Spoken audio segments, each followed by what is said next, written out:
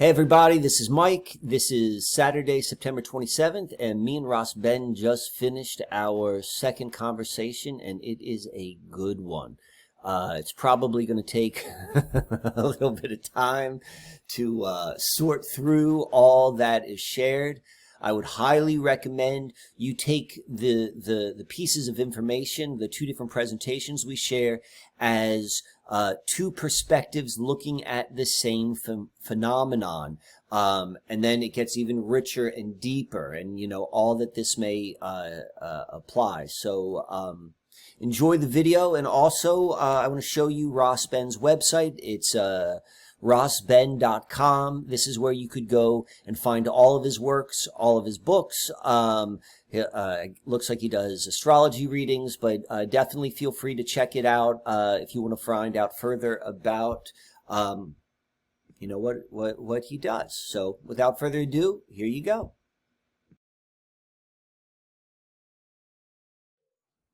All right, peace and love, peace and love.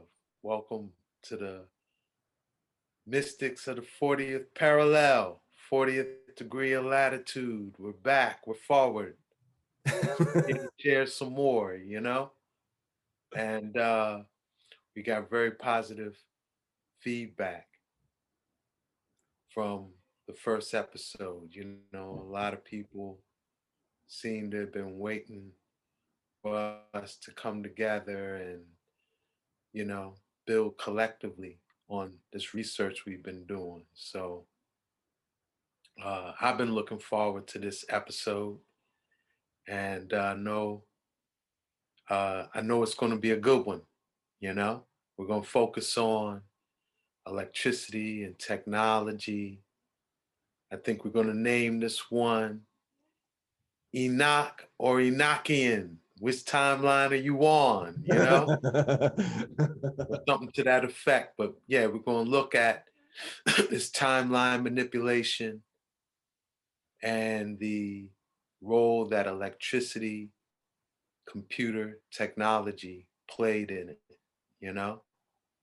And I started first last time, right? So we're gonna, swap the baton. We're gonna let Mike open up this go round, and so I'm going to pass it on to the Susquehanna alchemist. You know what I like? I like the Susquehanna sage. Like alchemist has like a little bit of like some history with it, which I'm not necessarily tied with, but the sage, but I recognize the sentiment behind it. So it's kind of fun to play these roles. First things first, like I've been so excited for this follow-up conversation for a variety of reasons. I'm excited to share the information which I have to share. I'm excited to hear what you have to share, because it complements so perfectly, but it's so different. And I think it's through these two different views that we get like a deeper understanding of what we're working with. And I also want to say this: it's like, you and I are both very conscious of the fact that, we're working with the energy of the 40th parallel. We're working with like the specific land where you are and where I am, just like as naturally as breathing. But if you're watching this, like you're just as connected. Like there's a billion different things for you to put your attention on, and there are a billion other people who aren't watching this at all. But if this is something which is capturing your attention and awareness, like regardless of like how much, is like this is your energy too, and it's we're building this collectively. And so we're kind of talking about it, and I think like our piece of the puzzle is certainly like painting a story or an understanding, but it's all of us which are stepping into it right now. So with that said, I'm going to get started. So screen share right here. Where is my, all right, here we go. Let me go to the top here. So pulling back the curtain, the biggest mystery you never knew existed. This is always my general kind of like Susquehanna alchemy sort of like teaser. But like you said, or we talked about a little bit, this is going to be called Enochian to ENIAC. And, you know, there's an assumption I have that, you know, there's a general familiarity with John Dee and Enochian magic, even if it's just like, you know, conceptual. So I'm going to work from there. I like to always start off when talking about John Dee is, you know, this painting. This is the most famous painting of John Dee. And this is from an article by, I think his name is pronounced Jason Louv or Love. And what I found is there are a lot of people who write about John Dee. They write it from what I would call an apologetic kind of perspective because he's got a bad reputation. And so Jason fits that description. And so I say that for people so that, you know, I don't want to go and dictate how to interpret John Dee. I just want to tell you this is the stuff associated with him. I've listened to a lot of Jason's work. I've not read any of his books, but it's really interesting if you want to get more into this character, because this character has played such a large role in our reality right now. So now I'd like to switch a little bit to my artwork. I made this years ago. We got John Dee right here conjuring up in his Enochian circle. We got John von Neumann telling us that, or thinking yesterday's science is today's technology. We got the first AI robot, the first AI robot to get a global citizenship. And she's telling everyone this is Dr. Dee practicing his Enochian magic before ENIAC, the first computer. That's what we got back here. So that's a fun way to start. And here's a gentleman which we're going to be talking about, John Dee. And just to give you an idea of his time frame, or at least, you know, the time we're told that he lived, throughout the majority of his life was in the 1500s, born in 1527, died in 1608.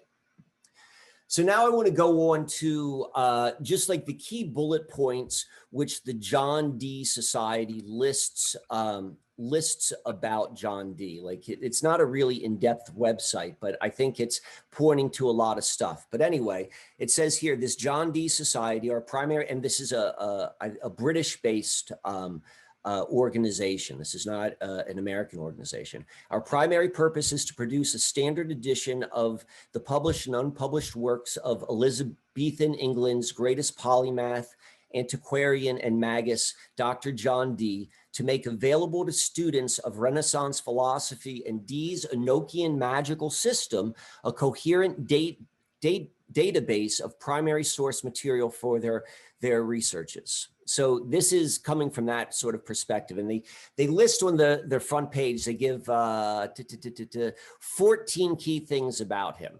And so this organization, which is positioning itself as like kind of the primary spokesperson for John Dee, this is what they see as the 14 points they want to go publicly, demonstrate as who this individual is. So the first thing is, he's the visionary of the British Empire. British Empire is like, that's globalism. That's where globalism began. That was, you know,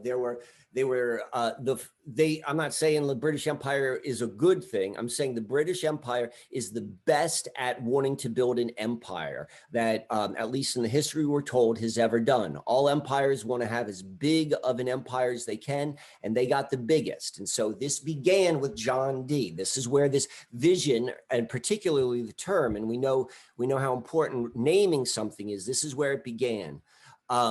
This is something which is very important. He's the first to apply Euclid geometry to navigation. He trained the great navigators. He developed the maps, and he chartered the northeast and now northwest passages. So like California and the East Coast. We talked a little bit about the East Coast. This guy is the guy who said, this is where you're going. This is where you're going. He was able to do things no one before ever did. You know, you decide, I decide, you know, why did he know that? Like basic history tells us the reason why the British Empire went from this small nation, Britain, and became the biggest explorers, you know, beyond Spain and Portugal, who had hundreds of years of a head start. They say it's because of all of his navigational training to these guys. He didn't go to these places, but he somehow knew where to tell them to go. This is also important. This is where we get the Enochian magic. His angel He was an angel conjurer with the sidekick Edward Kelly. And, you know, most people are probably familiar with the story. They used an obsidian stone, which came from Mesoamerica. All right. So he's working through that time. He's whatever that may mean, like this is part of the story. And this is where they got their Enochian magic, or at least where it was transmitted, or at least this is where the story they're telling us it was transmitted. So what is key, though, to better understand John Dee is the reason why this man needed Edward Kelly is because of the type of quality of the mind necessary to practice scrying, which is what Kelly did. He was able to gaze into this obsidian stone and see it. And John Dee couldn't see it. So he's like, I got to get this other guy to help me. So the reason why the other guy could help him is because his mind was wired. I'm going to use planetary archetypes. His mind was very Neptunian. He was able to use the imagination. He was able to see and unfocus like what he thinks anything is and receive. Versus John Dee, whose mind was very Saturnian. It was so structured that even the conscious wanting to release or relax that structure, that mental structure, he was unable to. We're going to tie Dee to computers in a moment, but the reason why I want to point this out is particularly original computers, they're all based upon the binary system, zeros and ones. You know, that's basically most computers right now. This is a binary mind. That's what John Dee had. When we think about computers, we think about how they're structured, how their decision-making trees go. It's all they're always either or. And John Dee was that as well. And it was so much to the fact that he was unable to release it to scry. So this is another key point I want to say. He's the founder. Remember, this is coming from this John Dee association or organization. He's the founder of the Rosicrucian order. So I know, and you know, he's not the founder of the Rosicrucians. He's the founder of the Rosicrucian order. So if we could look at this nowadays, part of Rosicrucianism is it's meant to be very, very confusing for a variety of reasons in a variety of ways.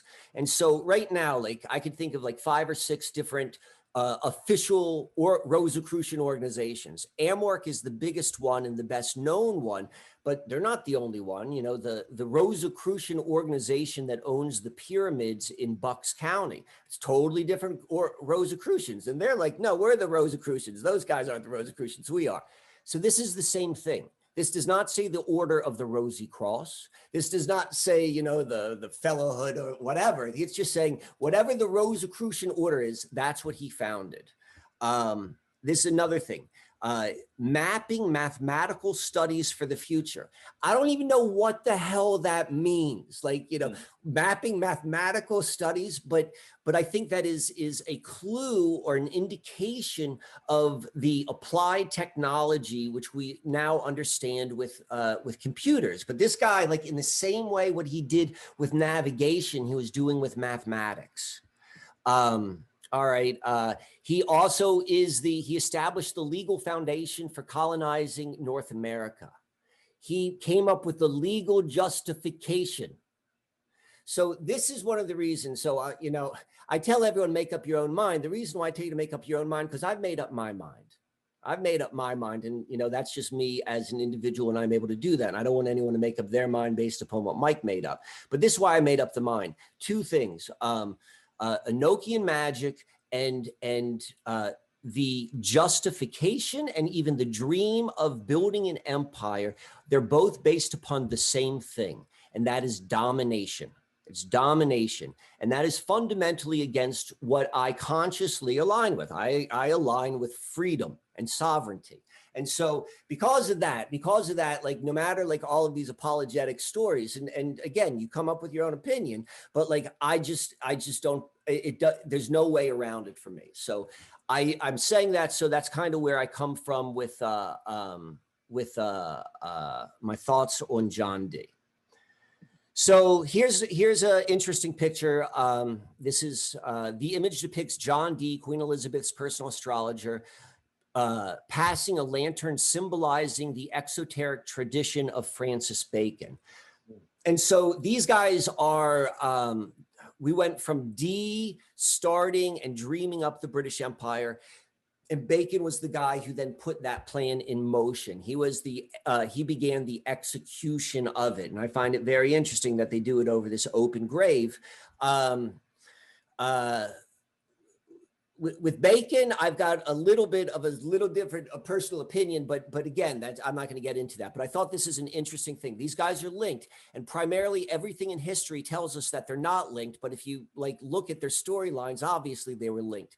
This is considered the only kind of imagery which connects the two of them from that time period. So now I'm going to move on a little bit more art before we dive in into some of the number stuff. But here's that piece of art we saw earlier. It was painted in 1913, and it was titled John Dee Performing an Experiment Before Elizabeth I. This is where I got that image from.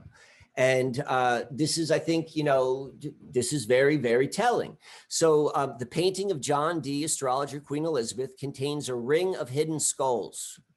So they, what they often do, I guess, with older paintings, but this really isn't that old. It's 1913. It's not like a Renaissance painting. They were doing, I'm not certain why, but it was X-rayed. And in the X-ray, this ring of skulls is what John Dee was originally painted, surrounded it, and then it was painted over. And when you take that in context of oh yeah, we've got this death imagery again, and there's a lot of ways to interpret that. So we're back now. So we've got that recurring death imagery. All right, death, rebirth. It could be read that way too. It could be read a lot of different ways. So now I'm going to go to this. This is an essay which was written by Donald Tyson back in '96. And the importance for pointing that out was if you go back to what the internet was in '96, it was not what it is now. And it was a very different technological world. So the reason I say that is he does not, Donald Tyson does not take into account technology in this article, but I think everything what she's saying is particularly after what has unfolded since he has written this, that is very applicable when we're looking at our technology. And so just to give a little bit of background on who Donald Tyson is, I just cut out some of the, I don't know, 20, 30 books which are accredited to him. And firsthand, writing is, if you're putting out that many books, that's a lot of effort. So Enochian Magic for Beginners, that came out in 2002. Familiar Spirits, a practical guide for witches and magicians. A magician's workbook, practicing rituals of the Western tradition. The 13 Gates of the Necrochronomonic, I can never pronounce that, but you know what I mean. And then the 4th book of occult philosophy. This guy is an expert, is my point. I'm not supporting him. I'm not saying anything other than the fact that this guy is at least well-versed, probably well-versed in most people as it relates to John Dee. And so this article, so he begins it, were John Dee's Enochian keys of magic. So these are the actual working elements of the Enochian magical system, intended to unleash violent occult forces that will hurl us into another age, AKA, the apocalypse, the end of an age, the birth of a new age, what we're seeing being really at least forced down our throats right now. So I want to read a couple key points. It was Dee's plan to use the complex system of magic communicated by the angels, so the angels which he received this information from, to advance the expansionist policies of the sovereign Queen Elizabeth I. So he's his original plan to use this was so he could take over the world. And they did. And they did take over the world. So you decide for yourself whether or not they're linked, but proof's in the pudding, in my opinion. Dee hoped to control the hostile potentates of Europe by commanding the tutelatory spirits. I expand that from the potentates of Europe, and I'm saying the whole wide world. And so this is what Enochian magic does. It puts into bondage the tutelatory spirits on the earth spirits, whereas rivers are just one type of earth spirit, but I would say a very, very significant one. And hopefully another day we could talk more about the earth spirits, but this is laying it out from an expert. This is what John Dee is about. We can see this is Tyson's thought on Dee. I will present what I believe to be the angel's secret agenda, which they concealed from Dee, to plant among mankind the ritual working that would initiate the period of violent transformation between the present aeon and the next. So this guy's basically saying Dee was innocent. Dee was a good dude. The angels tricked him. And maybe that's the case. I don't know. But the guy wanted to apply it. The guy wanted to apply it in a way which is still, in my opinion, like, you know, it is a domination policy. What the Enochian angels conveyed to Dee was not merely a potent form of magic to rule the tutelatory spirits of the nation. It was an initiatory formula designed to open the locked gates. And so he goes on. I really recommend reading this article and reading it, like, you know, first from the author's perspective, and then apply it maybe to maybe some of the way which we look at things. But this guy's like calling out what it is. So I'm going to switch now, and I'm going to go to the Susquehanna River. And the general overarching storyline within the Susquehanna mystery is this river, this tutelatory spirit, which is quite possibly the oldest river on the planet. So just imagine what type of tutelatory spirit that would be, is under a huge bondage ritual. It's a 400-year ritual, and that's easy to identify. And it was in order to apply a certain agenda. And one of the ways which we can see this and understand exactly what was happened is through the practice of sacrificing your first fruits. You know, this is an ancient practice. The first of what you do, you put and you give it to your deity. You give it to your deity, and you're like, this is what I want more of. Like, I give this to you first, and, like, you know, bless my bounty. You know, I ask for a good bounty. I give this to you first. You know, I was just watching The Godfather with my boys, and it's a wonderful way to teach brother to brother relationships. I've got a 13 and a 15-year-old, but one of the things, like, I haven't seen the Godfather series for a very, very, very long time, and I'm watching it, and just like this whole idea of paying tribute, right? So we've got this. It's the same sort of. This is a manipulated tutelatory spirit, and what it's manipulated for doing is, like, whatever is put upon it. You got to go and make this populate. You got to do it. You know, I'm going to make you, I've made an offer you can't refuse. So we've got the first fruits right here. We talked a little bit last time. This is where Jamestown is. This is the birth of the British Empire. This is where it actually came into physical establishment from, like, you know, the dreams or the vision within Dee's mind to the early touches in the British Isles to, like, nope, this is our first permanent colony. And so we've got this right here. And then what we have here is the birthplace of computer technology. The first one is here. And then right here, where these three wires come together, is where we have the birthplace of three-wire distributed electricity. And we see all three of these are on this river and taken together. This is not the only way, but electricity and computers, they have to go hand in hand. And then when we add in the globalism, it's like, that's where you get your internet. And we're going to come back to that later, but I want you to be able to see it. Like, this is it, like in like magic theory. And then we can go and look at it in practice. And we know what they were trying to do. And we see all this sort of stuff. So right here, we can see ENIAC. This is a historical marker. The electrical numerical integrator and computer was invented by Presper Eckert and John Mauchly. It was built here in the University of Pennsylvania in 1946. No, it was built in 1945, but they told us about it in 46. But nonetheless, we are connected directly to Philadelphia. This is where it was built. Philadelphia is where it was all built in every way. And so it was built there. And we also connect to Ben Franklin at his university. The invention of the first all-purpose digital computer, that's ENIAC, it's the first. The invention of the all-purpose digital computer signaled the birth of the information age. There you go. This is it. Here's your sacrificial lamb. This is it. So now we've got this sign. ENIAC, the first large-scale general purpose electric digital computer. ENIAC was delivered to the U.S. Army's Ballistic Research Laboratory, Aberdeen. It's now known as Aberdeen Proving Grounds. Here it's called BRL. Oh, it says right here, Aberdeen Proving Grounds. Built, see, in 1947, built by the University of Pennsylvania. See the numbers, they're just lying about the numbers. Built by the University of Pennsylvania under an Army Ordnance Corps contract. The whole computer industry began as a defense network plan. It was designed by the Army. It was designed to kill. You know, that was the logic behind all of this.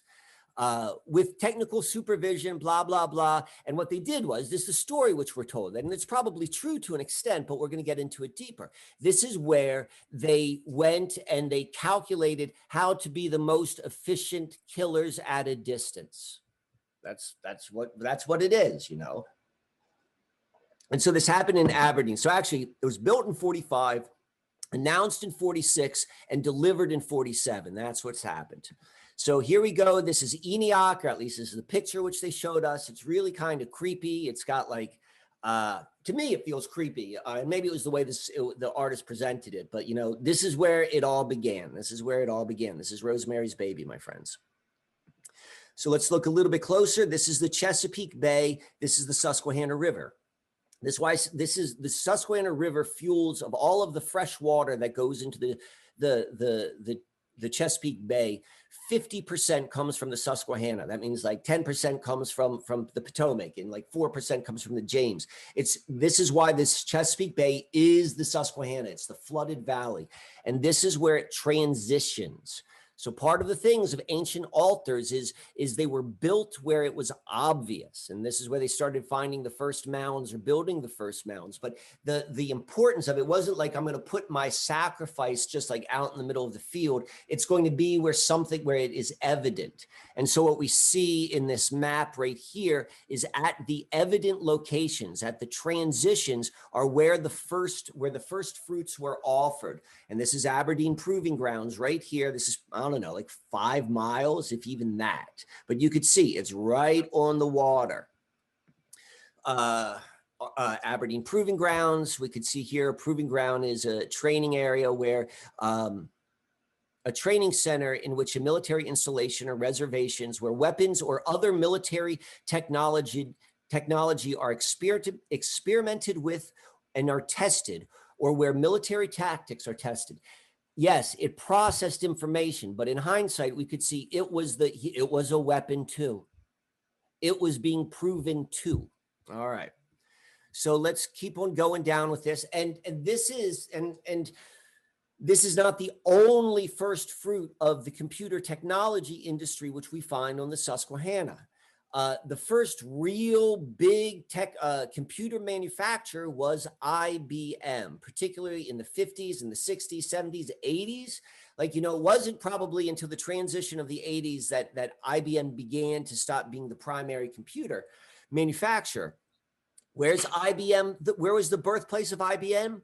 Endicott, New York. Where's Endicott, New York? Right here on the Susquehanna. So we've got that there.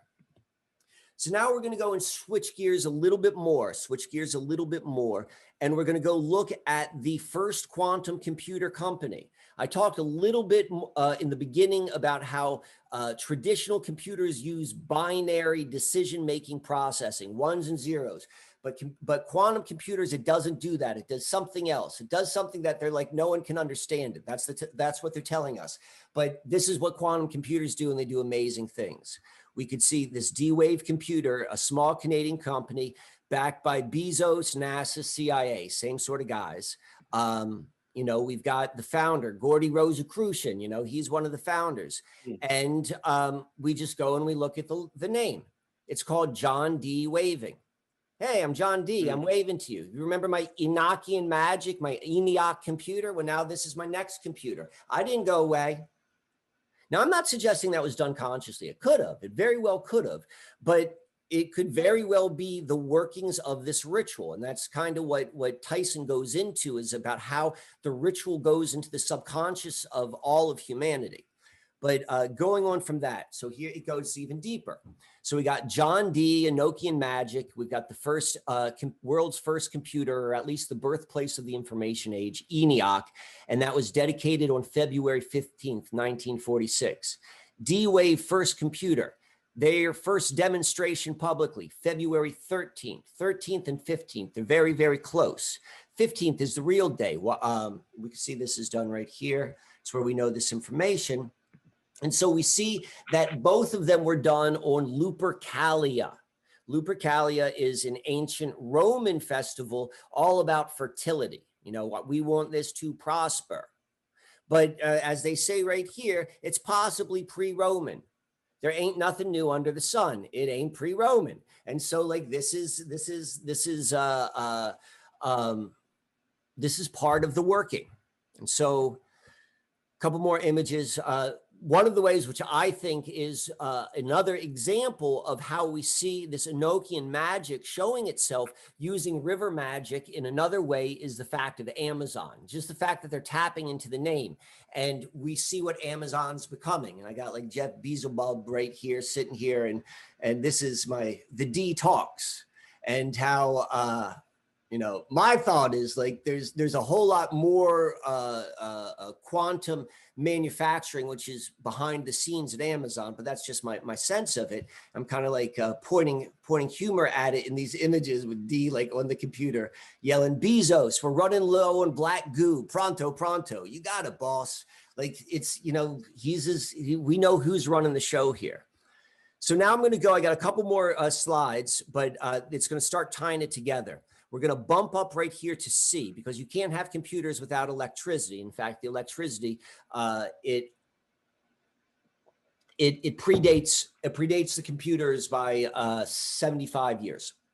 And so first things first, we are in, you know, seemingly an electrical universe, an electrical physical environment. Electricity in its natural form is very, very significant to the human expression on life, or all of life expression in the world. But electricity, manufactured electricity, is not the same thing. And I'm not going to get into this now, but like, you know, if you just read the Invisible Rainbow, like it spells it out very clearly. The computer is an inversion of a truth, and so is the electricity and how electricity is created artificially. And what we see here is both sympathetic magic, and we see it's very Kabbalistic too, because it's all about creating a three-wire distribution of electricity, which is the left hand, the right hand, and the middle path. You know, we've got the negative, the positive, and the neutral from the actual physical way which the electrical current is brought to your home. And so it was done right here. It was done right there, and it was done in Sunbury, Pennsylvania. There was a hotel built there in 1871, and then it became the first building to be lit with Edison's three-wire system in 1883. And then here is a picture of like in Sunbury, where there is a marker saying that this is the first this was Edison's first electrification project anywhere. And it was in Sunbury, PA. So they got it marked there. We also got to point out, Edison was an occultist. He was, you know, a member of the Theosophical Society. In 1882, you know, when did this happen right here? This was 1883. So the year before he turned on his first distribution of electricity, you know, it's on the records here that in October 1882, Master K.H. wrote to AP Senate that Edison was a good deal protected by M. You know, you make of it what you want, but I'm just saying, like, this guy is deep, deep in it. And so here we have right here, this is a close-up of it. This is the North Branch. This is the West Branch. This is where Sunbury is. Used to be known as, we talked about this a little bit last week or 2 weeks ago. This is Shamokin. This is a key. This has always been a significant location. And this is where they went and they built that. And I also want to point out the fact that, well, Edison, like, what do we know about Edison now? Edison is GE, General Electric. Edison, he was a huge businessman. He was a very, very successful businessman. And he formed 3 or 4 of his companies. This was one of his companies right here. And it became the Edison General Electric. And then once he partnered with JP Morgan, it became General Electric. I find this very interesting right here. Edison General Electric and Thomson Hudson merged to become the General Electric Company. That became in 1892. And the first president was Charles Coffin. So again, we're getting this kind of like death imagery. We see it over and over and over again. So let's kind of like, I want to go and combine those 3 as I talked about in the beginning: the globalism, electricity, and computers. And the most obvious outer world expression of that is the internet. And the internet story is like, it was invented, it came up through ARPANET of the Department of Defense. Remember, this is all computers always began from the Defense Department, always began from a consciousness, which is about where it's, no matter how you justify it, you're killing human beings. That's what this is where this is coming from in the most, no esoteric way. That's the mindset and the heart space of these individuals. So it starts with ARPANET, and this is fantastic. So the guys who came up with the idea, these computer scientists, for what would become the internet, the real driver of this Linklater, he was the head of the behavioral sciences and command and control programs at the Defense Department's Advanced Research Projects Agency. So I want to be very clear with this. So the internet was invented by computer scientists, but he ran a behavioral science arm of the Defense Department. What was the purpose from the beginning? Like the story they tell us, the internet was done for communication. I'm like, there's that part, that there's the physical part, but they knew what it was for. You go see all of the In the Minds of Men. I think that's a documentary. Like, all of the technocracy, they always knew it was for behavioral control. They told us from the very beginning it was called the net and the web. Those are things to catch you with. What were they going to catch? Your behavior. Look at what's going on right now with the addictiveness of all of the social media. It was designed from the get-go. How can we weaponize capturing your behavior? So I've got five more slides, and then we're almost done. We're on the home stretch here. So let's go to where we are right now. That we're obviously moving into, I like to say we're at year 1 right now, or that's what they're going to be referring to this as year 1, last year being year 0. And on the technology front, which is evidently very, very important, this is where all of this is going. We talk about the blockchain and the blockchain technology and blockchain. And so blockchain and it's most tied right now with cryptocurrency. It's all, we know it's all singularity. It's all getting more and more, the money and the biology and the electricity and the computer processing and the human being are becoming more and more and more and more. So blockchain is right now, most people who know it, they think about it just purely in the technology of cryptocurrencies. And so and there's an excitement around that. And I'll give my preamble when I'm done. But so cryptocurrency isn't about money. It's about electricity. So this is Bitcoin alone. Bitcoin, in order to process, in order to host the server farms that are doing the what they're calling the cryptocurrency mining, the computer stuff, the background stuff, the blockchain stuff, it requires more electricity than the entire country of Argentina. So on a day-to-day basis, like CryptoCoin, just to run that in the background, make no mistake, blockchain and the cryptocurrencies, these are about electricity. It's primarily, this is electrical. This is all electrical. That's what I'm pointing out. And we can see right here, Microsoft will mine Bitcoin with your brain. The reason why it's like there's not enough computer powers. Like other data centers do not require this type of energy. Like what the hell is taking this much energy? Like there's something like they're not that much bigger than other data centers. They're consuming more energy. And without really, I don't understand the technology of it, but I'm like, there's something which we can see in the context of everything else. And they're going to do it with your brain soon. All right. So, you know, maybe we'll do this another time. We'll talk about how this all ties into astrology and the turning of the ages. This is the entranceway of the Federal Reserve Board. All right. Cryptocurrency is definitely sold to the public as a grassroots freedom sort of thing. But when you walk into the entranceway of the Federal Reserve, who's supposedly letting go of their control, this is what you find. You find the etchings of the 12 signs of the zodiac. They know what clock they're following. They're putting it in the front door and they're telling everyone who walks through. Who's the guy I showed in the very beginning? John von Neumann, John the New Man.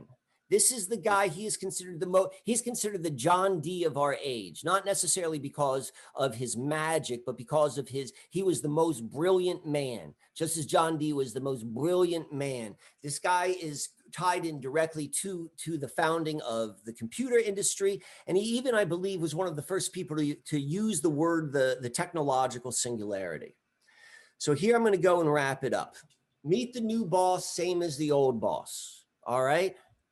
The history of slavery. Slavery is the oldest industry. It's the oldest industry. We know what the oldest profession is. This is the oldest industry.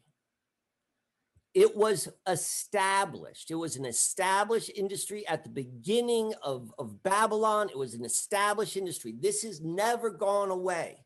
Now, what it does do is it changes its face. They say it right here. It will have vastly different systems, but it's still the same system. Meet the new boss, same as the old boss. Blockchain, embedded in their language. They're telling you it is slave trade language. It is right in your face. The actual trade of selling a human being to another human being. You put that human being on the block, and then you walk that human being away in chains. Now, that being said, and we could talk about this later. It's like, I'm saying this. We're in a period of time where like, you know, Mike, you got a better solution. I get that. And this is part of where we are right now. And we're learning. I share all this so we can navigate. And realize what's always been happening in the back of the minds. This is what it says right here. The Enochian communications teach not only that humanity itself must initiate the apocalypse through the magical formula, but the humans must be the physical agents. Like it's been put in us. It has been this magical working it's spelled out. It's in the subconscious. We have to work with it. But how we move away from it is first by understanding. This is the game that is out there. And like, this isn't just like me and you talking like, oh, woo-woo stuff. Like, I just laid it out for you. I laid it out for everyone to see. Like, you know, maybe there's more, maybe there's less, maybe I'm kind of right, kind of wrong, but this is the gist. It is consistently shown over and over and over again. Whew. All right. I return the stick. Man, that was Powers. There's a lot of overlap, a lot of consistency. I was taught it's in consistency you find the truth, you know? So yeah, man, I'm excited to share this part. So is my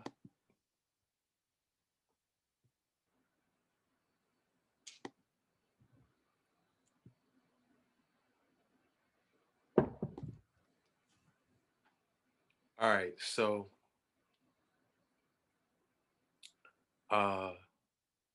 those that follow my research know that I focus on Philadelphia as being like the birth of Philadelphia, being a manipulation of a historic and prophetic timeline, you know, that the birth of Philadelphia was mimicking it was a historical event that mimicked a fulfillment of prophecy, but had a nefarious intention built in it, you know? So Philadelphia is like an act of magic, you know? Those that are familiar with my book, Great Mystery Philadelphia, subtitle is An Urban Act of Magic, you know? And when you get into like what's the deepest form of magic, you're really getting into the realms of manipulating historic and prophetic timelines. That's the deepest form of magic a person can engage in, because you're actually your will, your intention is, you know, potentially manipulating eons of space time. So when you get into manipulating space time, historic and prophetic timelines, there's really four nefarious ways you could do it. Only one benevolent, but four nefarious. Okay? First is anathema. Anathema is a term that means to make as if it doesn't exist. You know, we'll get a little deeper into that. But I will just say, I'll give the examples here. An example of anathema was what was done to the book of Enoch in what we would say medieval times, where after certain Roman councils and edicts, uh, church leaders said the book of Enoch was a false teaching that had to be made as if it never existed, right? So to make something anathema, not only do you destroy it, but all references to it. So that is the foundation of what we would call apocrypha, the hidden text of church, uh, you know, Christian church. Not only was the book of Enoch made anathema, but any other book of the prophets that made reference to the book of Enoch, those were made those were, you know, made as if they never existed as well. So that's one way. Another way is to pervert or distort prophetic teachings, you know? The Prophecies of the Church of Philadelphia by Jane Lead is a good example of that, where she took a whole lot of biblical prophecies out of context to kind of justify piracy, justify enslavement, justify bondage, to create what we call Philadelphia today, you know? Another way is to like read prophecy, know what it is, and then enact certain historical events that prevent that prophecy from being fulfilled, you know? And then the last way is to read prophecy, know what prophecy is, and then enact a historical event that would mimic fulfillment of that prophecy, but it really has like a nefarious intention or an ulterior motive embedded in it, you know? And really that is what we call Philadelphia today. This city of Philadelphia, it is mimicking fulfillment of a historic and prophetic timeline, you know? the prophecy of the Church of Philadelphia. We'll get into that a little bit. But ultimately, it had a nefarious intention built in it, you know? And the key to decoding what that intention was and is and how it's manifesting, it centers around this statue right here, Prometheus strangling the vulture. And this statue rests at the steps of the immortal entrance of the Philadelphia Museum of Art, you know? So this statue has an amazingly significant position within like the uh, museum without walls we call Philadelphia, you know, and really overstanding Prometheus's role in Greek mythology, Prometheus's role in history. It explains a lot as far as all of the phenomena we see related to Philadelphia around timeline manipulation. Philadelphia experiment being the penultimate expression of that, you know? So yeah, here's a frontal view of Prometheus strangling the vulture. Prometheus, his name means forethought, and he's like the crafty deceiver in Greco-Roman mythology. He his superpower was that he was able to foresee the future, and he would use his foresight or foreawareness of the future to manipulate the present for self-willed intention. Okay, and Prometheus is considered a Nephilim, a fallen angel, a Titan. Okay, and in the clash of the Titans,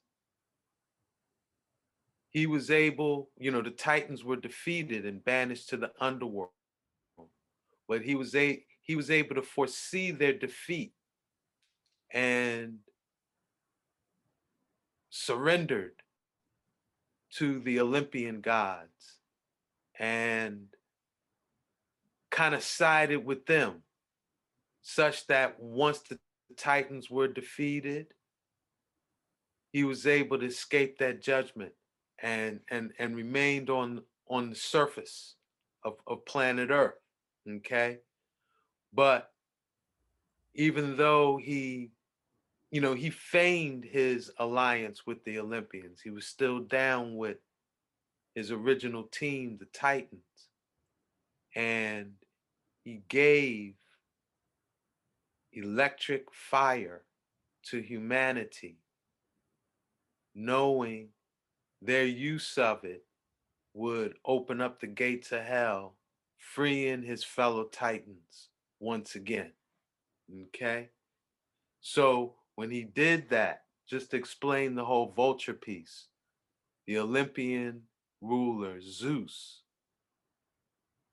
to punish Prometheus, he bound him to the rock of eternal torment in the Caucasus Mountains and set a vulture to come and eat out his liver every day. But because it was a rock of eternal torment, his liver would grow back so that the vulture could come back and just keep repeating it every day. And ultimately, Hercules did free Prometheus from the rock of eternal torment, thus enabling what we see here, Prometheus strangling strangling the vulture, or strangling his punisher, you know? So this Prometheus story is intimately tied in to Ben Franklin. Number one, Ben Franklin is depicted as a Herculean god of Philadelphia. Okay. I'm not going to get all deep into that this go round. That might be, for a next discussion, but it is tied in to Ben Franklin receiving electricity in exchange for opening the gates of hell. Okay? And so let's look. All right, I want y'all to see this statue, okay? Where this statue is in direct alignment with Prometheus strangling the vulture. And here's the key to Ben Franklin's relationship to Prometheus. Because if you notice in this panel, all the other colonialists are headed in one direction, and everything associated with them is agricultural. It's about farm and land production in some way or another, if you study who these historic figures are. Again, I'm not going to get all into that. There's only two people looking counter to where this agrarian wave is moving. One is Ben Franklin, who you see centered. The other is Michael Muhlenberg, who is in the background. You can't really see him. He's the he's the third, he's right behind the third person on the left, and he's holding a book. So Muhlenberg and Franklin are only two looking back. Muhlenberg's place in history is the priest who turned soldier, or pastor who turned soldier. But he spent time in Europe, more than likely studying occult teachings. And he's the one who gave Ben Franklin the keys to opening the gates of hell. And again, he did it in exchange for Prometheus giving Franklin electric fire. Okay? So historically, there are two Prometheuses. Okay?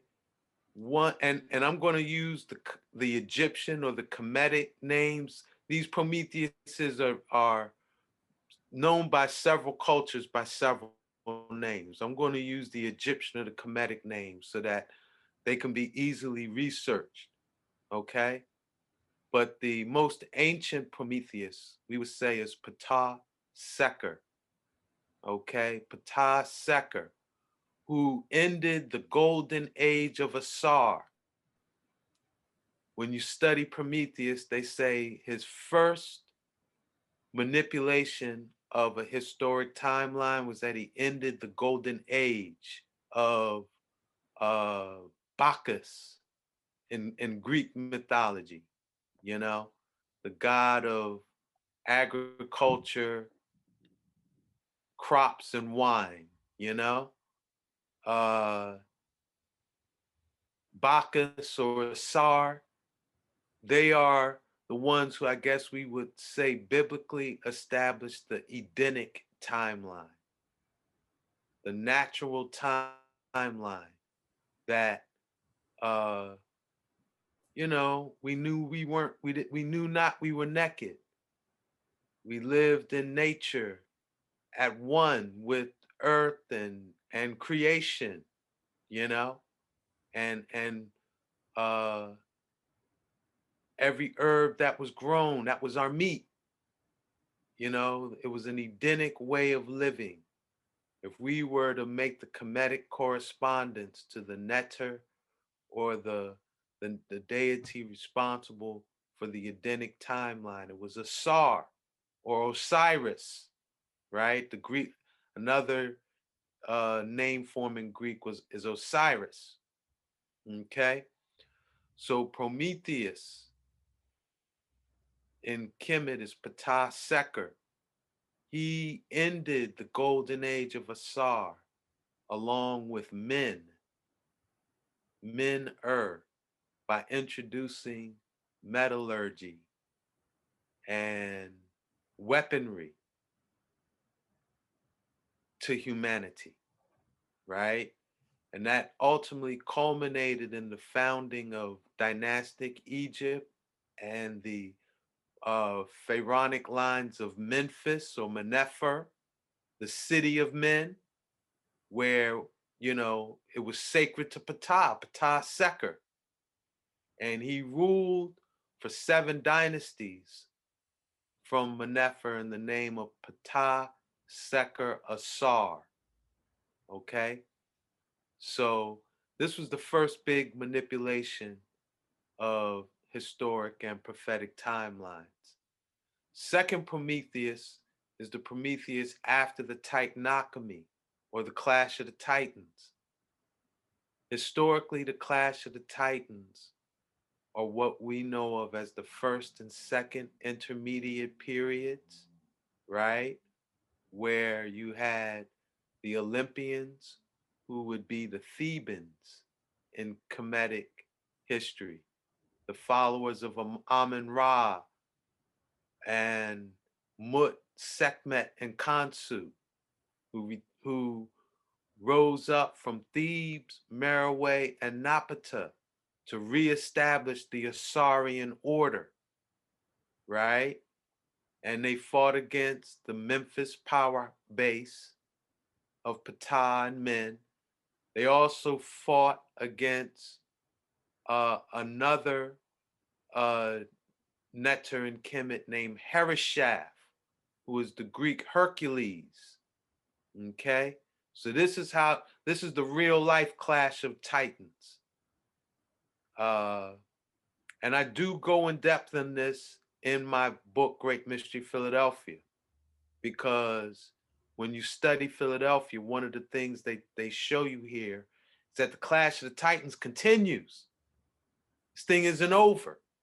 It isn't, you know, it was an ancient battle, but it's continuing today. And Philadelphia is a major battlefront. Okay.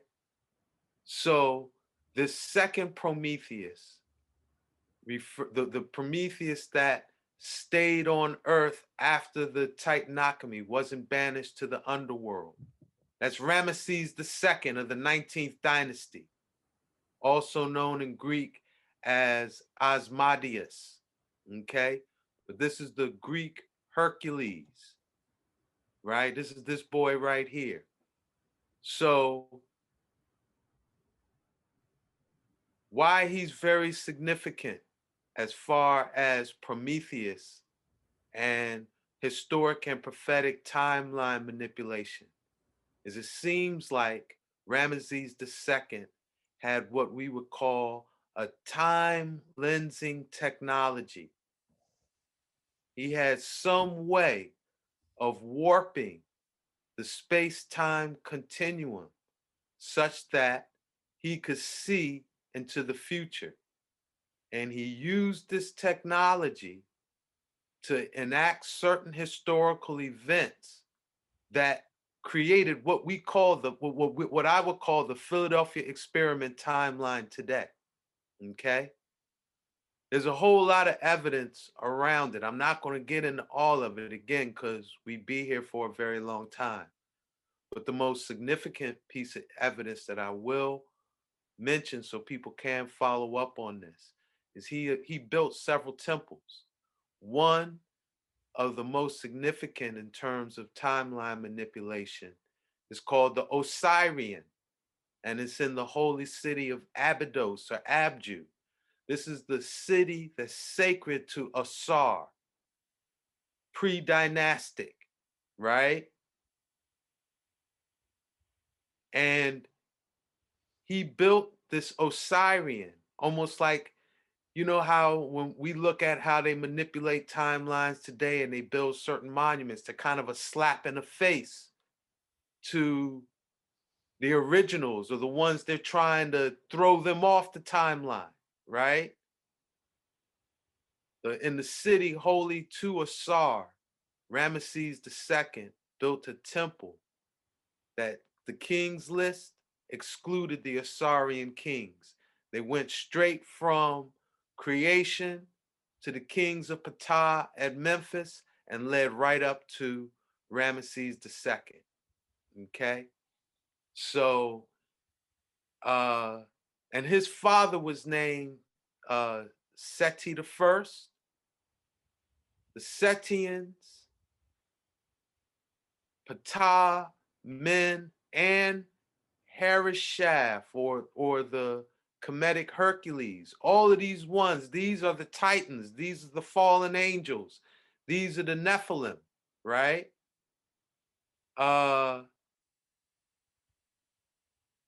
Seti the First, Ramesses the Second.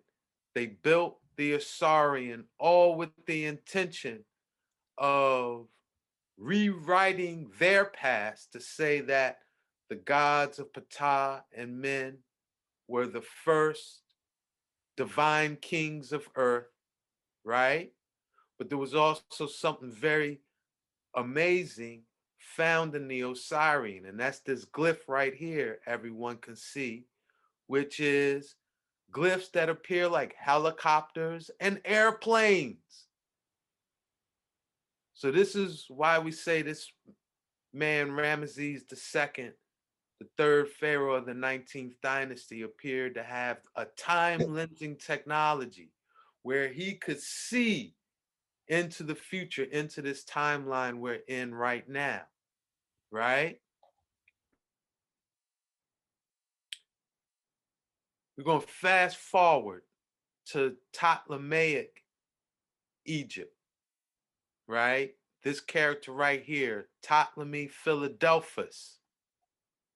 It seems there's evidence that kind of points to the probability that the time-lensing technology that Ramesses II had got passed on to this guy, Ptolemy Philadelphus, and that he used it in this building right here, which he made in Macedonian Greece, called Pharaoh's Lighthouse.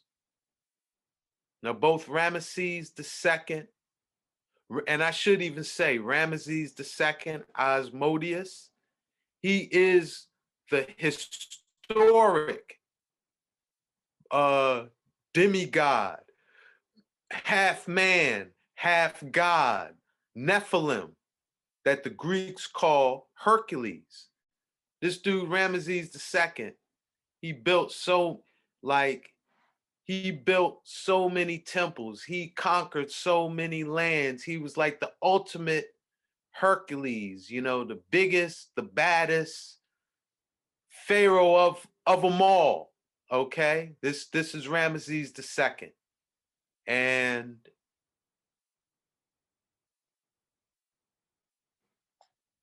this guy, Ptolemy Philadelphus, he was Herculean.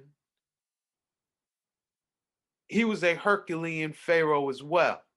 As a matter of fact, he patterned his life after Ramesses II, okay? And more than likely, in this Pharaoh's lighthouse,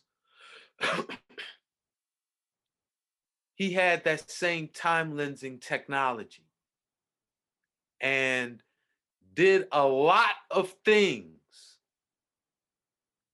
that, well, and I'll even be more specific, and acted a lot of historical events that put us on what we would call the Philadelphia experiment timeline. Specifically, even the city, Philadelphia, it's named after this guy. The Church of Philadelphia, the prophecy of the Church of Philadelphia in Revelations was a manipulation of this guy, okay? Ptolemy Philadelphus founded the University of Alexandria and the Library of Alexandria, okay? Very, very important, okay? Philadelphia, I should even mention his name, where it comes from. Philadelphia means lover of the same womb, okay? And so we think it means brotherly love, sisterly affection, like, you know, brotherhood and sisterhood. No. This dude married his own sister. Okay. Arsinoe II, he married his own sister, and they together became deified. Let me find it. Deified as the Theo-Adelphi, or sibling gods. Okay? So when we find in Revelations the prophecy of the Church of Philadelphia, where this is an example of remember we said there's 4 nefarious ways of manipulating historic and prophetic timelines. And one was to just straight out pervert or distort the prophecy, right?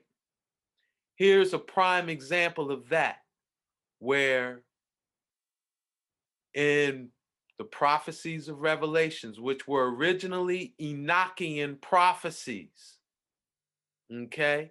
These were originally Enoch. Revelations is a summation of Enoch's prophecy. And that, like that Enochian timeline, that's probably another discussion. I'm not even going to really get into the real Edenic Enochian timeline today, because we're gonna keep that in the chamber for a next reasoning, right? But Ptolemy Philadelphus took the original Enochian timeline and wrote a benevolent prophecy for him, his sister, and really the Ptolemaic bloodline, who we would say evolved into the Greco-Gauls, historically. He wrote them in to receive the benevolent prophecy of Enoch in what we know of today as the prophecy of the Church of Philadelphia, where there's 7 churches that receive a prophecy. 6 of the churches, all of those 6 happen to be historical enemies of Ptolemy Philadelphus. They receive judgment. They receive a critical, harsh judgment for their prophecy. And there's one church that receives a benevolent prophecy that they're even going to be saved on Judgment Day. And that's the Church of Philadelphia. Okay? So here's the root of that. But it also, again, with this time lensing and peering into the future, Ptolemy Philadelphus seemed to set historic events in motion that culminated in a group of people we would call the Dolphins, okay? Those in Philadelphia know there's Dauphin Street. Pennsylvania has a Dauphin County, right? These Dolphins refer back to they were like a Herculean secret order, for lack of a better word, that existed throughout medieval, we'll say Roman and medieval Europe, okay? And who comes out of this order? Ben Franklin. When you look at the Franklin coat of arms, you see the dolphin. University of Pennsylvania, you see the dolphin, right? On their crest. So here you have a man, Ben Franklin, who is, again, is the Herculean god of Philadelphia. We'll talk about that again. That's another one in the chamber. But he comes in the image of Ptolemy Philadelphus, expanding Greco-Gaul dominion by establishing universities and libraries. Okay? And again, just like Hercules, one of the feats of Hercules, right, like, you know, in Greek mythology, they say Hercules had 12 feet, right? Like he had to slay a lion, clean some shit up by moving a river, did a whole bunch of things, right? But then his 13th labor, he founded, he sired 300 women. He spawning 300 nations, right? And another thing Hercules did was went and freed Prometheus from the vulture. Okay? So here we have Ben Franklin again, opening up the gates of hell, freeing the fellow Titans that then free Prometheus so that he could strangle the vulture. And Ben Franklin's reward for doing that was receiving electric fire from Prometheus. Okay, so here's Ben Franklin as the thinker opening the gates of hell. Again, I'm sure many that are watching this have seen my research on Ben Franklin and the gates of hell. I do have videos up on that, but again, that might be something we research, you know, penetrate again as mystics from the 40th parallel, you know. But here it is, here's the gates of hell on the Ben Franklin Parkway. And Ben Franklin is the thinker opening them. Why, again, would Ben Franklin open the gate to hell? To free the Titans from their inner earth imprisonment. And this aligns with you were talking about John Dee opening up some gates, right? So where there's consistency is where you find the truth, right?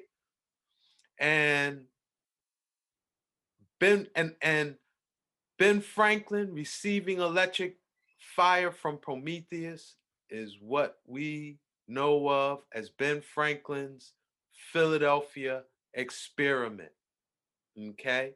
So now we do have to say Ben Franklin's Philadelphia experiment, right, is born out of William Penn's holy experiment.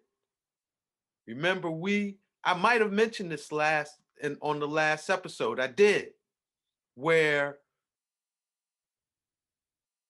the birth of Philadelphia, again, the birth itself was an attempt to manipulate historic and prophetic timelines, where William Penn, under the kind of mystic guidance of the Rosy Cross Order, embodied in Johann Kelp, they came to the 40th parallel, looking for the lost tribes of Israel, kind of to stack the deck. They found the people where that Enochian, Edenic, original prophecy said, yo, these is the people that going to be blessed on Judgment Day. At this place, they came here to attempting to steal that prophetic birthright. And that's embodied in William Penn's holy experiment. And this is William Penn's prayer. It's embodied on City Hall, right? Where essentially, hey, if I can get along with if I could create a colony where the gathered churches of London and the indigenous of the land I colonize, if we can live together in oneness, may my colony be saved on Judgment Day. Okay? So again, it was probably time lensing and studying of the book of Enoch that empowered John Dee with the vision to set the Rosicrucian order on this mission. Okay? And while I'm here, I will mention this too before I forget, because I wanted to tie in something you were talking about with the Enochian magic, just to clarify. Who is the Enochian angel they're praying to for this. It's Samyaza, okay, the fallen angel who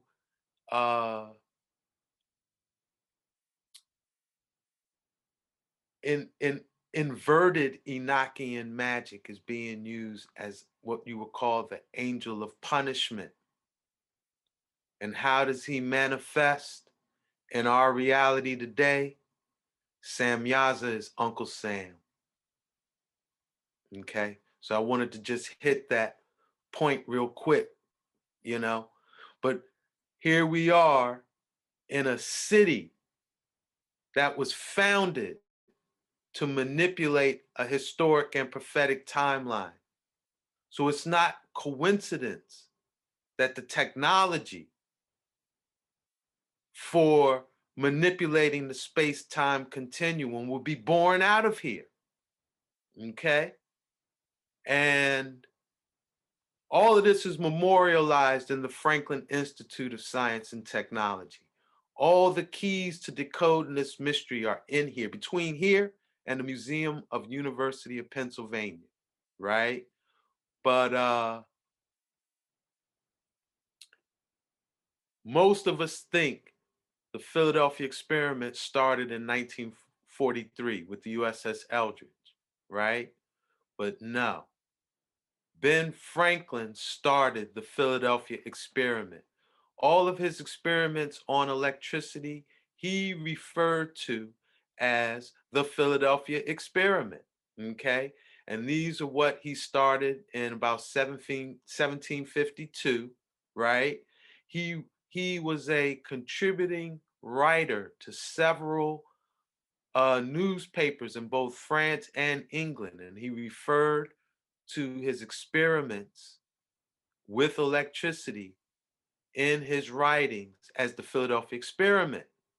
Okay, so that tells us there's three technologies tied in to what we call the Philadelphia experiment: electricity, excuse me, I don't know why my thing is on auto time, excuse me, electricity, the computer, and actually creating space-time portals, holes in the space-time continuum through which you could travel through using technology. All three of those things were discovered, invented here in Philadelphia. Okay. We said, hey, it starts in 1752 with Franklin's. He didn't discover electricity, excuse me. But what Franklin did was demonstrate that static electricity and lightning are the same phenomena. Okay. The next, and he also, I should mention, Franklin, the basic technology of circuitry and energy storage of you know, like battery energy storage, as well as, all right, so being able to generate an electric charge, store an electric charge, and conduct an electric charge in a circuit. These are the three key inventions Franklin is responsible for in his Philadelphia experiments, as well as demonstrating that lightning and static electricity are the same phenomena, okay? The image to the left down here, this is Franklin Square. Image up top is near Franklin Square, where Ben Franklin Bridge enters Philadelphia. And you see they got the iconic kites there, okay? Notice small children around Franklin as he's discovering this electricity. That ties into the Herculean dynamic of Franklin again, and you know why there's dead babies and women on the gates of hell, where Franklin is the thinker on top of. The things he had to do to get the visions to discover this electricity, right?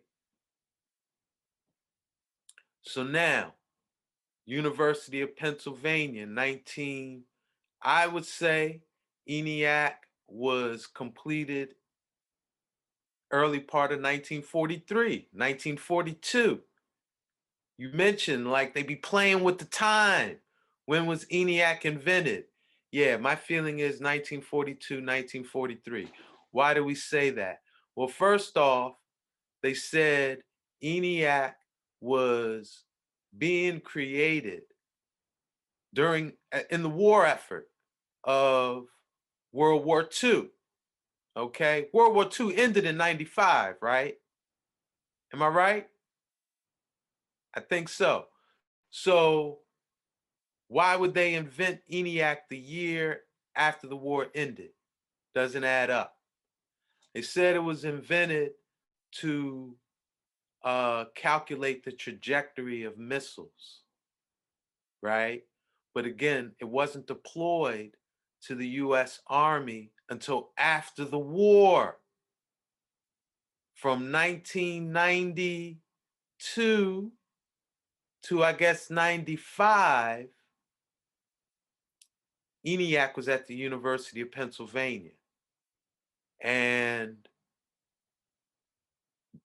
folk who study the Philadelphia experiment of 1943 with the USS Eldridge says John von Neumann used ENIAC to calculate, to manipulate the calculations needed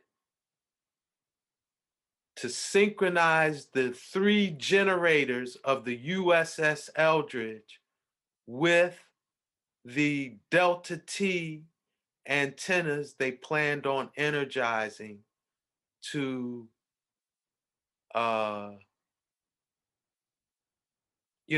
these holes in the fabric of space-time, okay?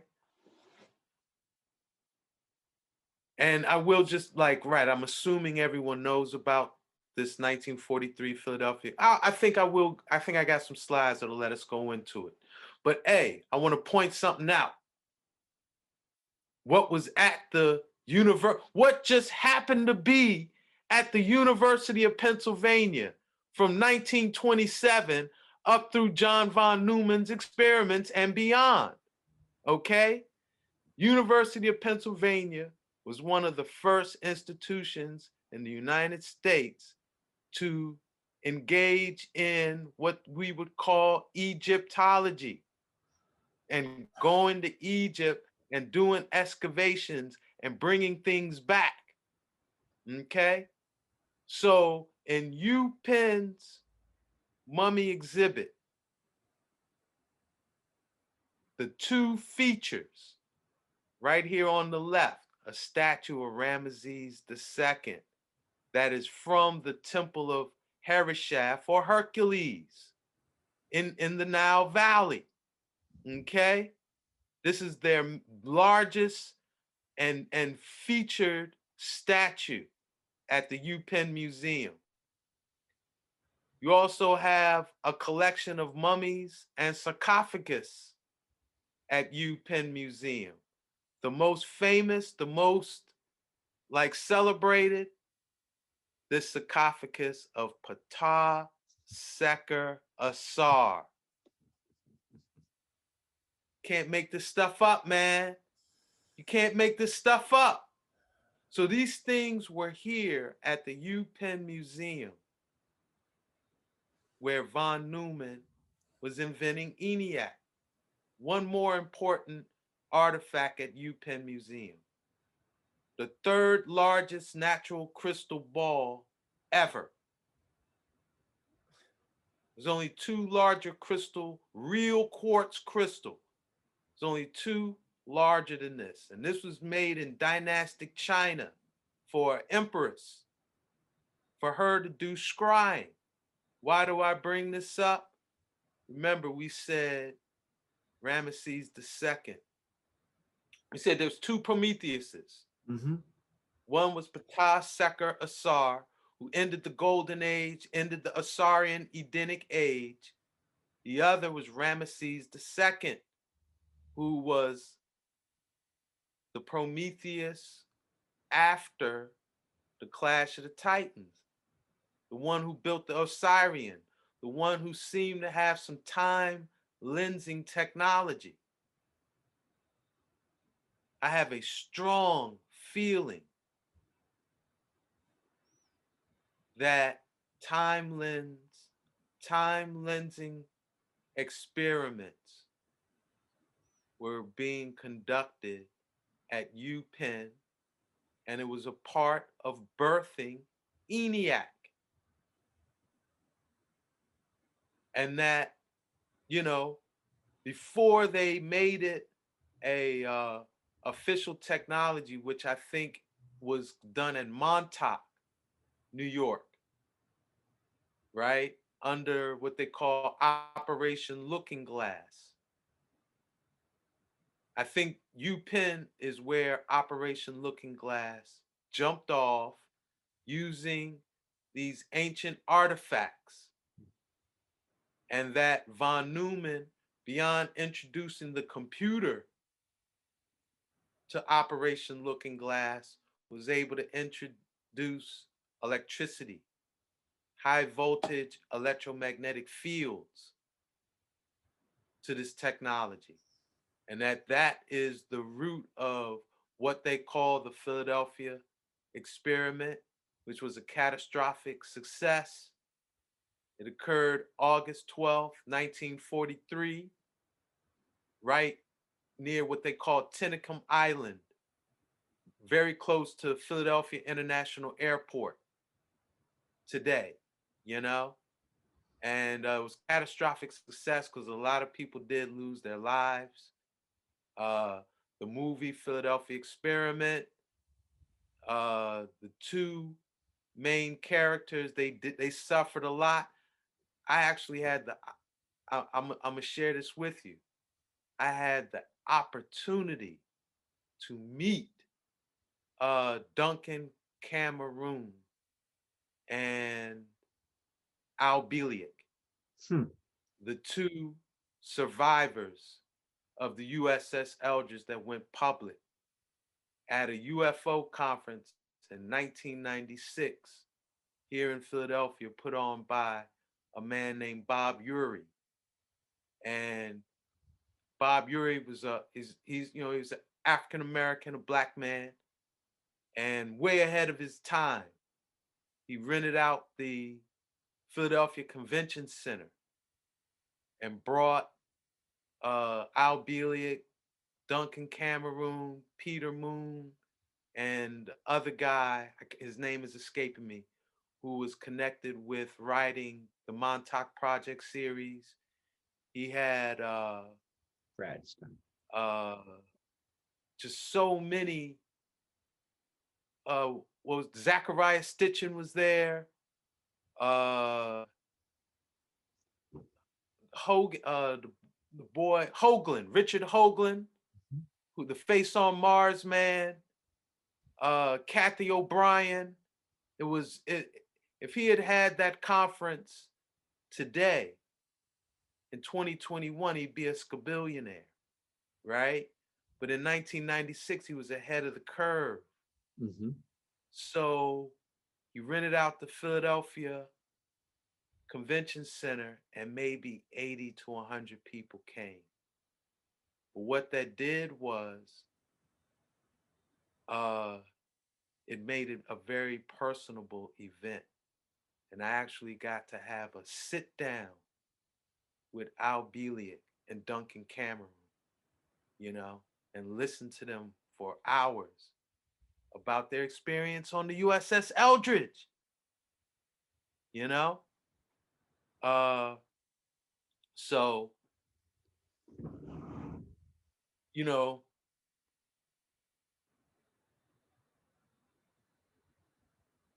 to put their story in simplest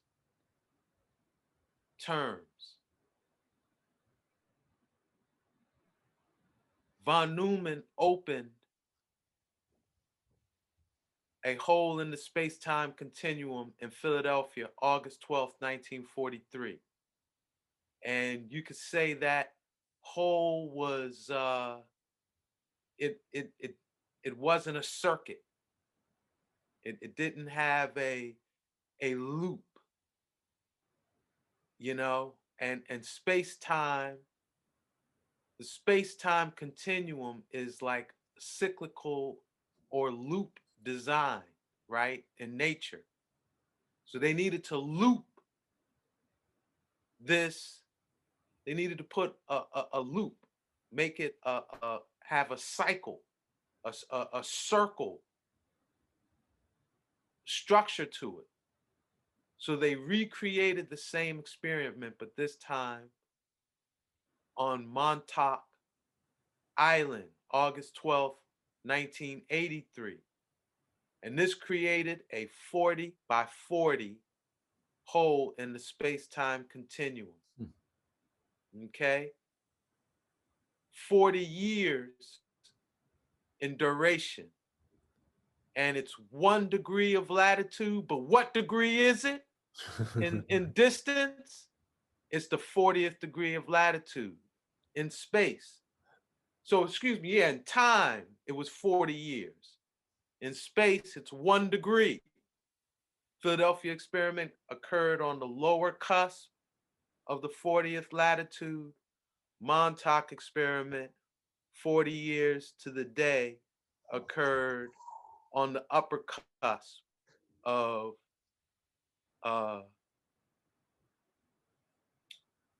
40th latitude. And when you read the Montauk Project, it's Operation Looking Glass. They created a chair that allowed them to peer into the future. And they were able to evolve the technology in such a way that they were actually able to send people physically back and forth throughout space-time through this 40 by 40 hole, you know? So that's, you know, I think that's more than enough, man. It gives people the gist of how Philadelphia as a city was a manipulation of a historic and prophetic timeline, thus making it not coincidental that the technology for manipulating historic and prophetic timelines was born out of here. And those 3 key technologies being electricity, computer, and actual time travel.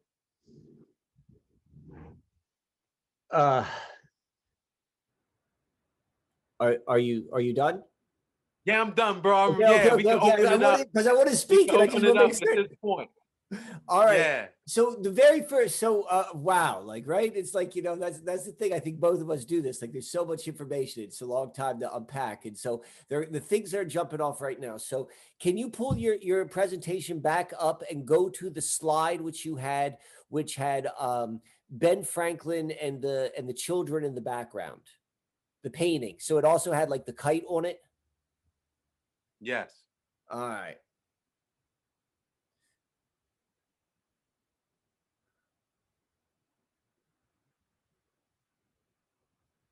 Not that one. Yeah, that one. And so is the very next one the John von Neumann one? All right, so you have it at some place where it goes one from the other. It goes directly from the Ben Franklin picture to the John von Neumann picture. You were going back and forth. Yeah. Okay. So just humor me for a minute, please. Look at that face, Ben Franklin's face. Now let's go look at John von Neumann's face. Damn, I see where you're going with this. Wow. Damn. Interesting. So I mean, I don't know if they're the same person, but I'm I mean, but we see this thread showing up over and over and over again of a very strong likeness of major contemporary historical characters and or major contemporary characters that look just like historical characters. The 40 by the 40 is I think so significant as relates to the Kelpius 40 by 40. Mm. Right? It's like we're playing with this on multiple levels. It's like, but it's this 40 by 40, and I just want 40 to by 40, man. It's something about it. well, how does that? This is the question I have. How does that relate to the dimensions of the tabernacle?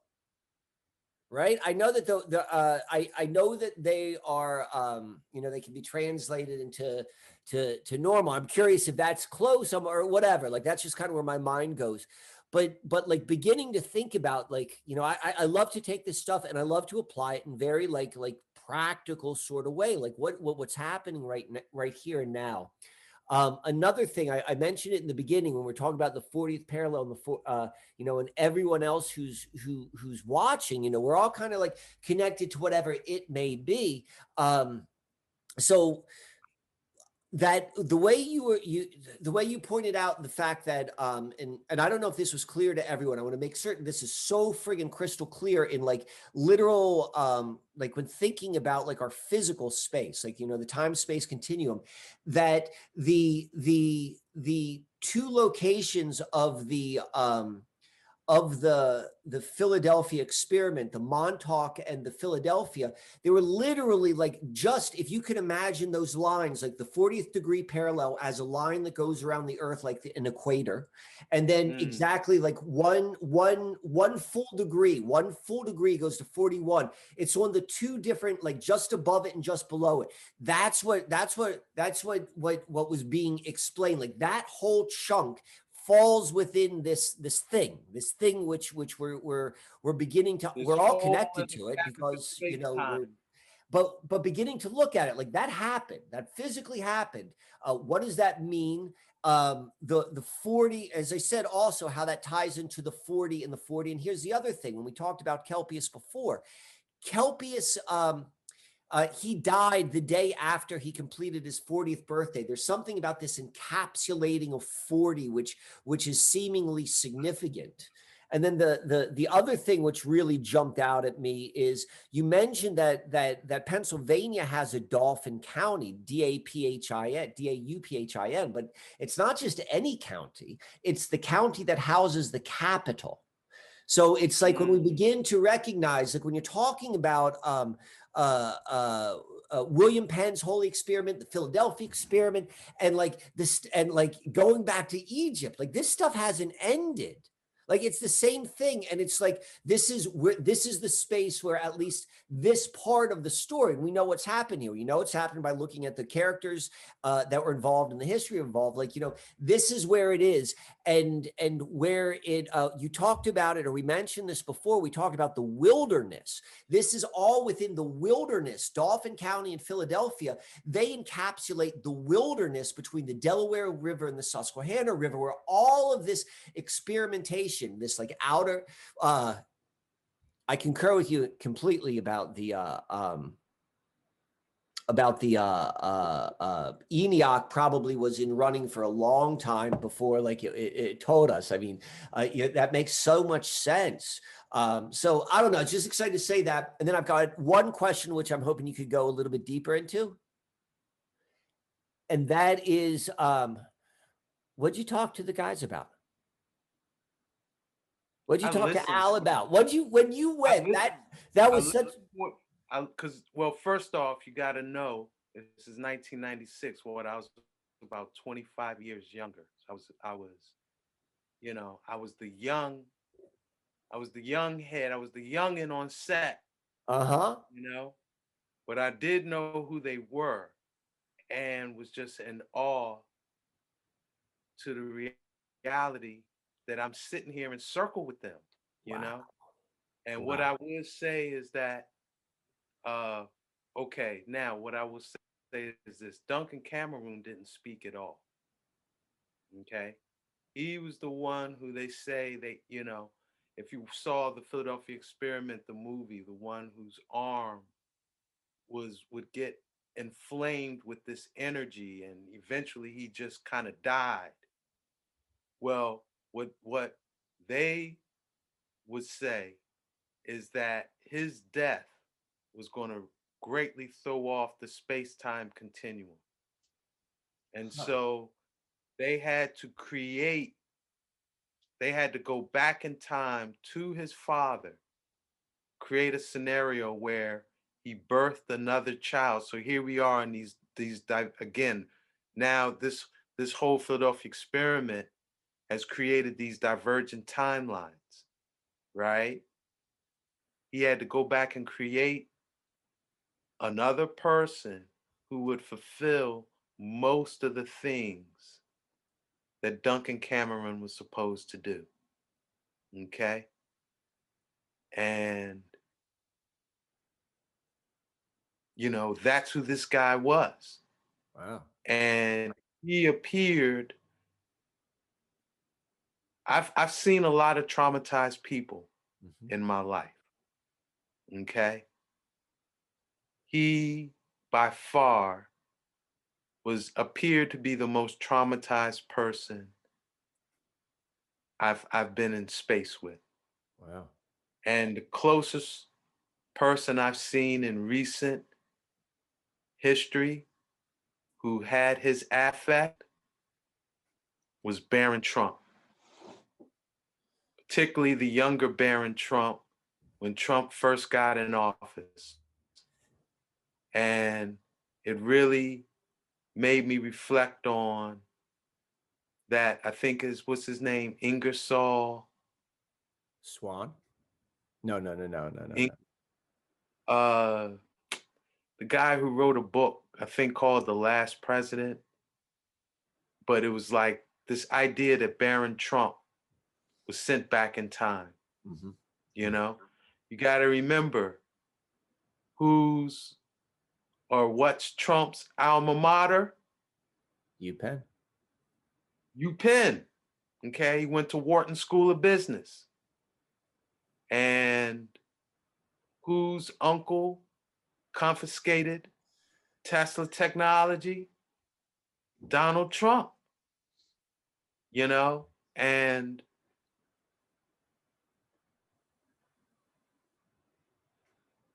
yeah, I would not be surprised if Barron Trump experienced space-time continuum breaks, because the same affect he has was the same affect I saw in Duncan Cameron. So most of the talking was done by Al Bielek, and I think his name is Peter Moon, Preston Nichols. It was Preston Nichols, the engineer from Montauk, who says he had these repressed memories that had came forward, and he was able to put together his involvement there at Montauk. These two did most of the talking. And yeah, they just recounted their experiences, you know, with you know, they said in the movie, the base where they supposedly like rematerialized in the 80s, the base was kind of like supposed to be in the Southwest, but that the actual place was Montauk, you know. They talked about Delta T technology a lot, and the Delta T antenna being very important for opening these portals. Like that's the key, you know.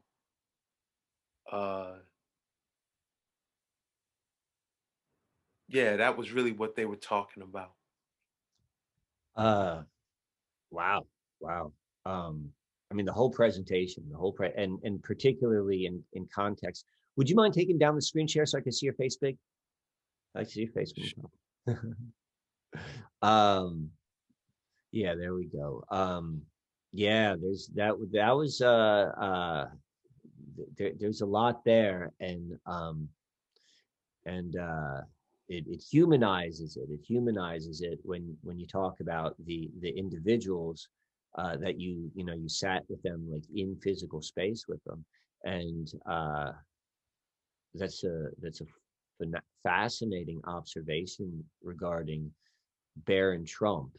And it's funny, like, you know, I'm not a big follower of politics. Like, I know the storylines that are going on, but his has been like the human being, the child, the Barron Trump that we see on the TV. Like, there is definitely something within like that the expression on his face, which has always captured my awareness as well. And so it's you know, that's kind of an interesting thing. And then in 2 years from now, it's going to be 40 years from the 83rd or 1983.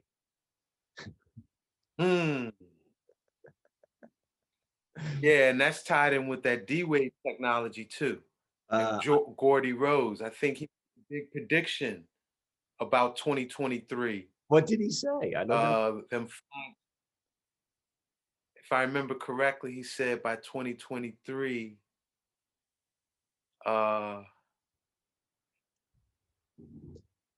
they're going to have a technology. They said, I think he said an experiment will be done by D-Wave computers that proves gravitational lensing. Wow. So I took that, yeah, I would just recommend the listening audience look up the 3 predictions of D-Wave and Georgie Rose. But because I'm kind of just remembering this off the top of my head, but how I interpreted it was that by 2023 they were going to the experiment. It was a reason. Philadelphia experiment occurred August 12th, 43, and Montauk occurred August 12th, 83. There was something, again, that tied in with the 40 years, but I even think there's something with the Earth's magnetic field that goes on August 12th. Yeah. And so my feeling is August 12th, 2023, right, which again, it's 40 years after that. They're going to attempt to do an experiment with gravitational lensing and the D-Wave. You know, they time lensed with the Montauk and Philadelphia experiment. That's my feeling, because that's really what Montauk is all about: time lensing. You know, peering into the past and the present and the future. Right. So they're going to take a galactic and planetary in 23. And I don't know if you noticed this when I had up the text about the beginning of DARPANet. The very first plan they called it was the Intergalactic Internet, and I always thought that was strange. I'm like, why? You know, why are they talking intergalactic? They haven't even built it in. You know, supposedly they haven't even built it. Like, I always thought that was right. I'm like, it didn't make any sense. Like, you know, so it's, but it makes, or a question I often like to ask when I bump up against something like that is, in what situation does this make sense? Right. Like, oh, it's because they already had it. This is what they're doing. Well, like, here's that situation. You know, and so that makes a lot of sense. That's good stuff. So, man, this was fun. This was wild. I hope that a lot of and I hope that everyone else at home had as much fun and learned as much as I know I did. And we're gonna keep on going with this, and it's gonna be, I think, a really interesting ride. Absolutely. Any final words? So, well, what are we going to talk about next? I guess that would be the Pisces new moon. I was wrong too. Last episode, I thought this was going to be Aquarian full moon, but it actually fell in the Pisces cycle. So we're at the Okay. Pisces, right? And we're going to be coming together, the Pisces new moon. What we going to chop it up on, man? I mean, I was thinking a little bit about this, and you tell me, because we talked about a lot of heavy stuff. We talked about a lot of heavy stuff today. A lot of stuff which, if you're listening at home and you're like, well, what do I do? What timeline should I go on? What do I got? You know, all this sort of thing. So I would like to talk something a little bit more empowering. I know that both of us kind of like work with different types of medicine, for lack of a better word. I do a lot of the stuff I like to talk about has to do with consciousness, and understanding how this is as much of a consciousness sort of thing.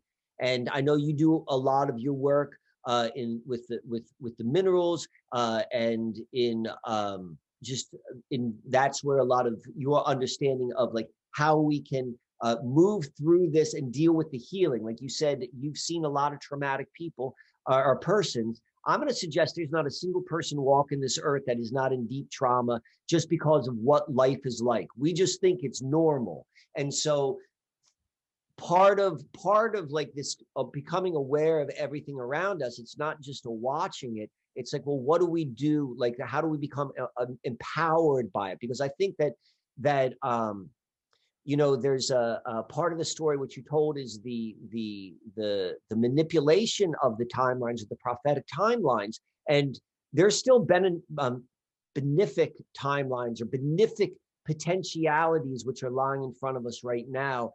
And so I'd like to talk about stuff like that. I'd like to talk about stuff which would make people feel like, okay, now that I understand that and where we are and what we're doing, this is like, these are different perspectives, ideas, techniques in which this is the time to move forward and create that good stuff.